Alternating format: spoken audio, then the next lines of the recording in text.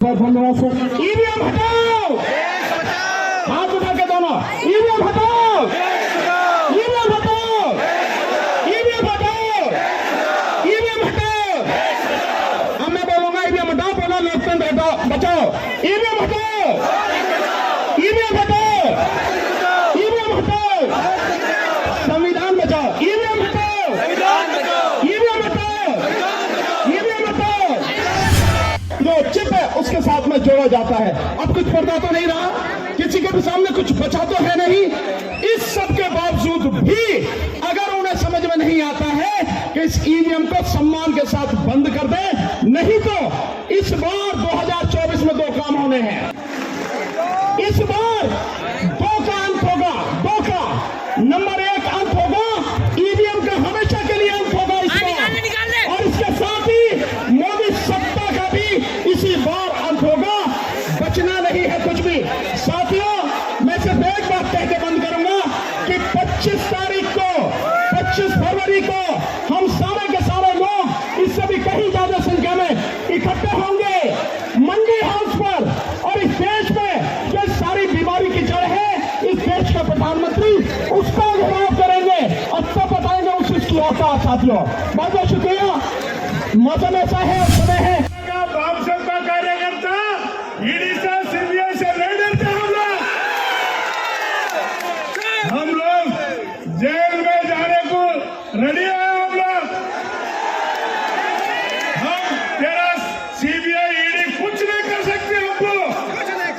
हम 2024 में हम लोग इलेक्शन में बैलेट पेपर से इलेक्शन होना चाहिए। ईवीएम सारा दुनिया में बंद है। ईवीएम मशीन वोट का चोरी करता हुआ क्या प्रूफ हो गया। ये डेमोक्रेसी मर्डर कर रहा, ये ईवीएम मशीन को चलाने वाले आरएसएस का ब्राह्मण है। ईवीएम हटाओ, और ब्राह्मण को भी हटाना चाहिए। ईवीएम मशीन को ऑपरेट करने वाले ब्राह्मण है, आरएसएस का ब्राह्मण, उसको हटाना चाहिए। लोकतंत्र बचाना चाहिए। जय मौलवासी, ईवीएम हटाओ, देश बचाओ।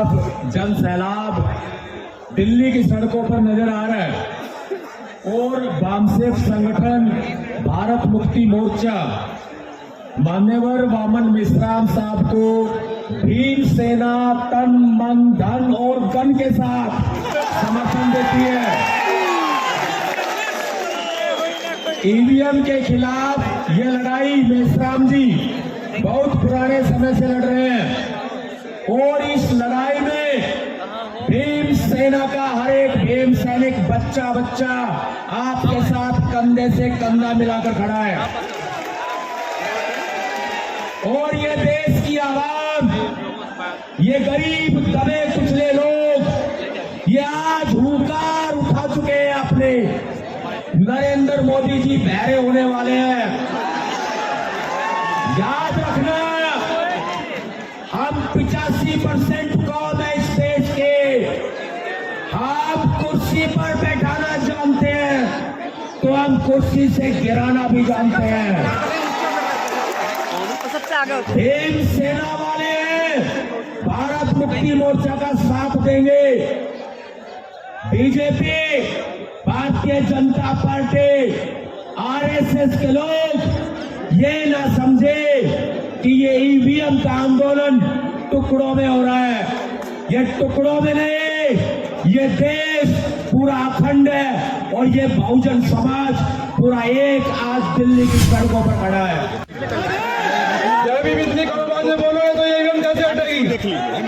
हम बहुजन समाज के लोग लग जाना चाहिए सरकार को पता कि हमने अन्याय के खिलाफ पहले भी लड़ाई लड़ी है और आज फिर देंगे। और लोकतंत्र को बचाने के लिए बहुजन समाज के लोग दिल्ली जंतर मंतर पर आए हैं।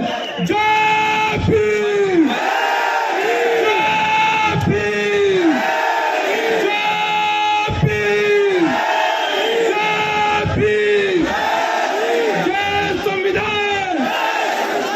सबसे पहले देश के सभी संतों महापुरुषों को नमन करते हुए और यहाँ पर मंच पर उपस्थित सभी गणमान्य लोगों को क्रांतिकारी जय भीम सैल्यूट करते हुए और हमारे सम्मानित बावन मेश्राम जी एवं दूर दूर से अपने देश से आए हुए ईवीएम मशीन के विरोध में आप सभी भाइयों और बहनों का बहुत बहुत सम्मान करते हैं। सम्मानित साथियों, आप लोग जानते हैं इस देश के अंदर लोकतंत्र इतना खतरे में हो गया है कि यहाँ एक फर्जी सर्किट से चुनाव कराया जा रहा है, लेकिन आज जंतर मंतर पर ये बहुजन समाज के लोग ये संकल्प लेते हैं कि लोकतंत्र को बचाने के लिए ये बहुजन समाज के लोग कहीं भी पीछे नहीं रहेंगे। और भीम आर्मी जय भीम संगठन की एक कार्यकर्ता होने के उद्देश्य से मैं आज दिल्ली की सड़कों पर ये वादा कर रहा हूँ कि इस बार हम लोग वोट ईवीएम से नहीं बैलेट पेपर से देंगे।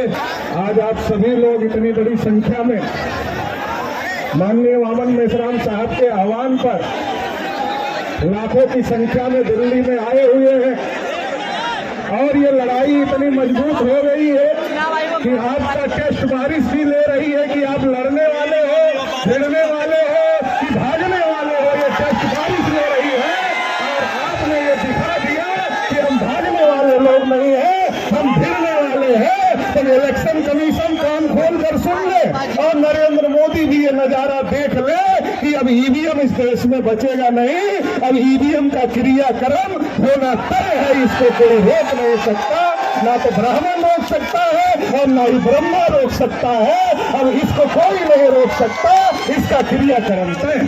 साथियों, अमन मेश्राम साहब को बोलना है, मौसम बहुत खराब हो गया है। मैं ज्यादा लंबी चौड़ी बात नहीं करना चाहता, मैं तो एक ही बात करना चाहता हूँ कि आज जो मुल्क के हालात है जो इतना खराब हो गए हैं, कहीं अनुसूचित जाति के लोगों के ऊपर अन्याय अत्याचार हो रहा है, तो कहीं आदिवासियों के ऊपर अन्याय अत्याचार हो रहा है, कहीं किसी को मॉब लिंचिंग का, माइनॉरिटी के साथियों को मॉब लिंचिंग का शिकार बनाया जा रहा है। देश की जो सबसे बड़ी आबादी है ओबीसी, उसकी गिनती तक ये सरकार करने के लिए तैयार नहीं है। किसानों के खिलाफ काले कानून लाए गए, नौजवानों के खिलाफ काले कानून लाए गए, देश के अंदर मजदूरों के खिलाफ काले कानून लाए गए, शिक्षा से वंचित करने का कार्यक्रम चल रहा है, रोजगार से वंचित करने का कार्यक्रम चल रहा है।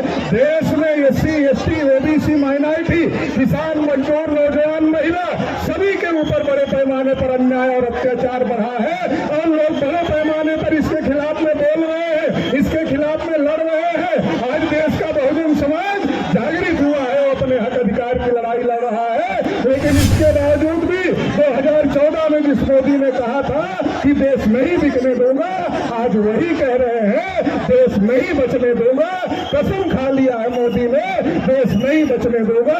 ये तानाशाही कहां से पैदा हो गई है, ये तानाशाही कहां से आ गई है? ये तानाशाही ईवीएम ने पैदा किया है। आज ये जो घमंड है आरएसएस बीजेपी का, आज ये जो घमंड है नरेंद्र मोदी का, ये घमंड तोड़ना बहुत ज्यादा जरूरी हो गया है और ये घमंड तोड़ने के लिए ईवीएम को तोड़ना जरूरी हो गया है, ईवीएम को हटाना जरूरी हो गया है। इसलिए जो ईवीएम के खिलाफ ये लड़ाई चल रही है, इस लड़ाई में आज आप लाखों की संख्या में आए हो और आज आपने नजारा दिखा दिया है कि ये देख लो, अपनी आंखों से देख लो। अगर आप हमारी बात नहीं मानोगे तो आने वाले समय में इस देश के अंदर जनता मालिक है, लोकतंत्र नहीं।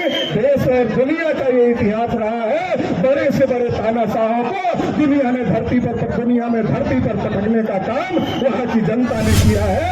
ये चुनाव आयोग कौन सा तानाशाह है, ये नरेंद्र मोदी कौन सा तानाशाह है? ये कोई इतना बड़ा तानाशाह नहीं है जिसको हम लोग धरती पर नहीं पटक सकते हैं। इनको भी इनकी औकात दिखाएंगे, इनको भी जमीन पर पटकने का काम करेंगे। चुनाव आयोग हो या नरेंद्र मोदी हो या आरएसएस हो, उनको उनकी औकात दिखाने का काम करेंगे, ईवीएम भी हटाने का काम करेंगे, लोकतंत्र भी बहाल करने का काम करेंगे। और ईवीएम के दम पर जो गुंडागर्दी चल रही है और जो लोकतंत्र और संविधान को खत्म करने की साजिश आरएसएस बीजेपी के द्वारा की जा रही है, इसको भी रोकने का काम किया जाएगा। और जो बाबा साहब मान्यवर काशीराम साहब, जगदेव प्रसाद कुशवाहा, ललई सिंह यादव, रामस्वरूप वर्मा का सपना था कि इस देश का बहुजन समाज इस देश का शासक पर बनेगा, तो इस देश का बहुजन समाज अब इस देश का हुक्मरान बनकर रहेगा। कोई भी ताकत इसे नहीं रोक सकती। इसलिए हम आपसे कहना चाहते हैं और आपको हम धन्यवाद भी देना चाहते हैं कि आपने जो हौसला और जज्बा दिखाया है, ये हौसला और जज्बा बरकरार रहना चाहिए। अभी तो ये लड़ाई है, आगे बड़ी लड़ाई बाकी है। जैसे मेश्राम साहब का आह्वान होगा, उस बड़ी लड़ाई के लिए हम सभी लोगों ने मुझे सुना, इसके लिए बहुत बहुत आभार। जय जय, धन्यवाद, जय दुर्गा।